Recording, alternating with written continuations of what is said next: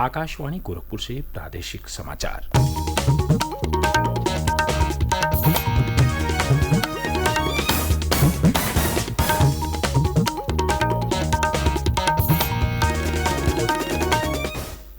नमस्कार, समाचार बुलेटिन के साथ मैं वेद प्रकाश पाठक।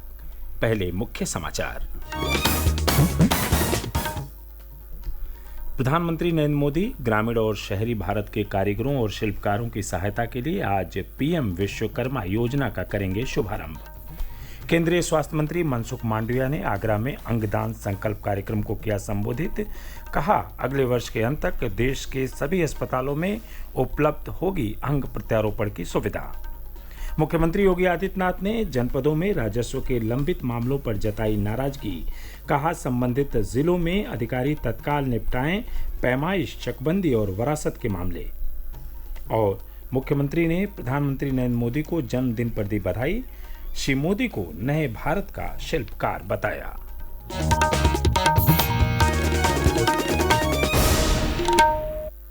अब समाचार विस्तार से।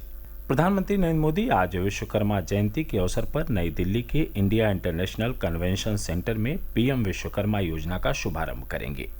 इसका उद्देश्य न केवल देश भर के ग्रामीण और शहरी क्षेत्रों के कारीगरों और शिल्पकारों को आर्थिक रूप से समर्थन देना है, बल्कि स्थानीय उत्पादों, कला और शिल्प के माध्यम से सदियों पुरानी परंपरा, संस्कृति और विविध विरासत को जीवित और समृद्ध रखना भी है। केंद्र सरकार इस योजना में 13,000 करोड़ रुपए खर्च करेगी। इसके तहत बायोमेट्रिक आधारित पीएम विश्वकर्मा पोर्टल का उपयोग करके जन सेवा केंद्रों के माध्यम से विश्वकर्माओं का निःशुल्क पंजीकरण किया जाएगा। उन्हें पीएम विश्वकर्मा प्रमाण पत्र और पहचान पत्र दिया जाएगा, जिससे उन्हें अपने कौशल में मान्यता मिलेगी। इसके अलावा बुनियादी और उन्नत प्रशिक्षण सहित कौशल उन्नयन और 15,000 रुपये का टूल किट प्रोत्साहन के रूप में दिया जाएगा। विश्वकर्माओं को 5% की रियायती ब्याज दर पर पहली किस्त में 1 लाख रुपए और दूसरी किस्त में 2 लाख रुपए की सहायता राशि बिना किसी गारंटी के दी जाएगी।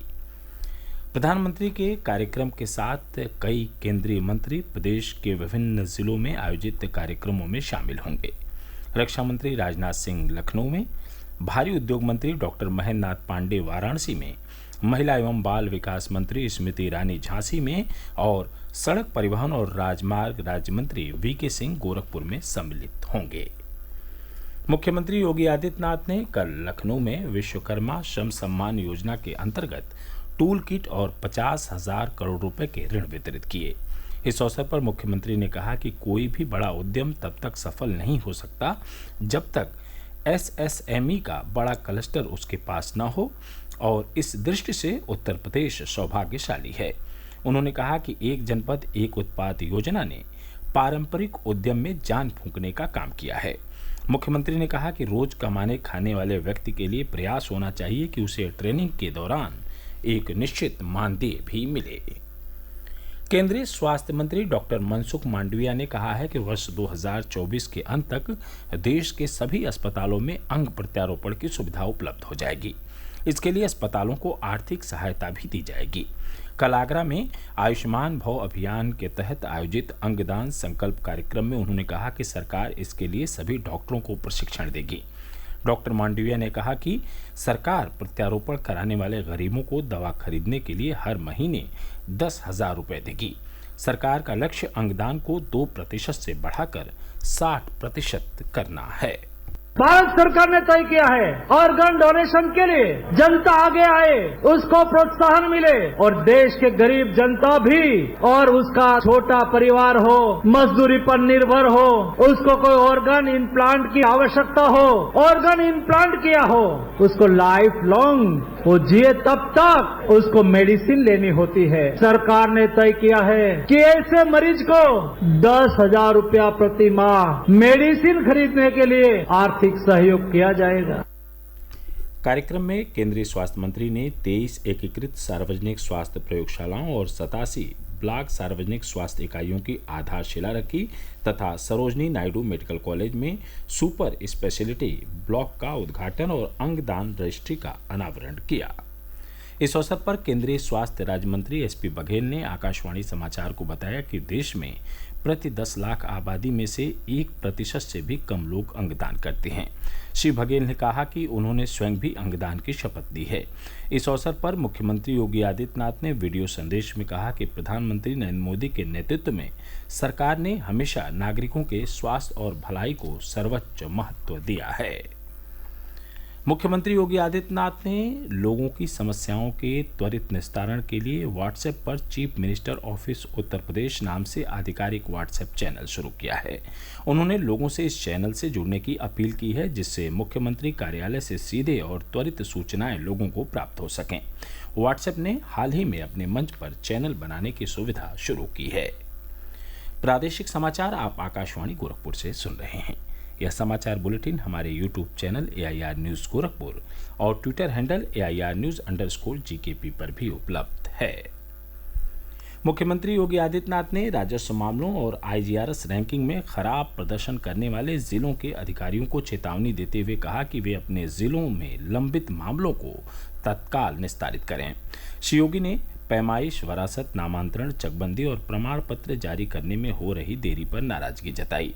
मुख्यमंत्री कल लखनऊ से वर्चुअल माध्यम से सभी जिलों के अधिकारियों के साथ राजस्व मामलों के संबंध में समीक्षा बैठक कर रहे थे। प्रधानमंत्री नरेंद्र मोदी के 23 सितंबर को प्रस्तावित वाराणसी दौरे को लेकर कल वाराणसी के पुलिस कमिश्नर मुथा अशोक जैन और जिलाधिकारी S राजलिंगम ने कार्यक्रम की तैयारियों का जायजा लिया। गंजारी में होने वाली जनसभा की तैयारियों का स्थलीय निरीक्षण कर मौके पर मौजूद अधिकारियों को सभी तैयारी समय से पूरी करने के निर्देश दिए। इसके बाद करसड़ा में नवनिर्मित अटल आवासीय विद्यालय के स्थलीय निरीक्षण के दौरान काम पूरा न कराए जाने पर दोनों अफसरों ने गहरी नाराजगी जताई। मौके पर मौजूद अधिकारियों और ठेकेदार को तत्काल मुख्य गेट के पास जमीन समतलीकरण व अन्य काम पूरे करने को कहा गया। अफसरों ने PWD के अभियंता को भी संबंधित सड़क के निर्माण कार्य को जल्द पूरा कराने को कहा। उधर गंजारी में सभा स्थल पर मंच और पांडाल तैयार किया जा रहा है। मुख्यमंत्री योगी आदित्यनाथ कल आयोजन की तैयारियां देखने पहुंच सकते हैं। बताया जा रहा है कि प्रधानमंत्री गंजारी में अंतर्राष्ट्रीय क्रिकेट स्टेडियम का शिलान्यास और प्रदेश के 16 अटल आवासीय विद्यालयों का लोकार्पण करेंगे। काशी सांसद सांस्कृतिक महोत्सव के विजेताओं को प्रमाण पत्र देने के साथ प्रधानमंत्री उनसे संवाद भी करेंगे। प्रधानमंत्री मोदी के कार्यक्रम में केंद्रीय सूचना प्रसारण और खेल मंत्री अनुराग सिंह ठाकुर, BCCI के अध्यक्ष रोजर बिन्नी, सचिव जय शाह, उपाध्यक्ष राजीव शुक्ला मौजूद रहेंगे। रक्षा मंत्री और लखनऊ से सांसद राजनाथ सिंह ने कल राजधानी में कई ढांचागत योजनाओं की कार्य प्रगति का निरीक्षण किया। उन्होंने कहा कि वे निर्माण कार्य से संतुष्ट हैं। रक्षा मंत्री ने कहा कि DRDO ने अपनी कार्यशाला का निर्माण लगभग पूरा कर लिया है। उन्होंने कहा कि यहां आगामी फरवरी मार्च से ब्रह्मोस मिसाइल के निर्माण का कार्य शुरू हो जाएगा। प्रधानमंत्री नरेंद्र मोदी का आज जन्मदिन है। मुख्यमंत्री योगी आदित्यनाथ ने श्री मोदी को जन्मदिन की बधाई दी है।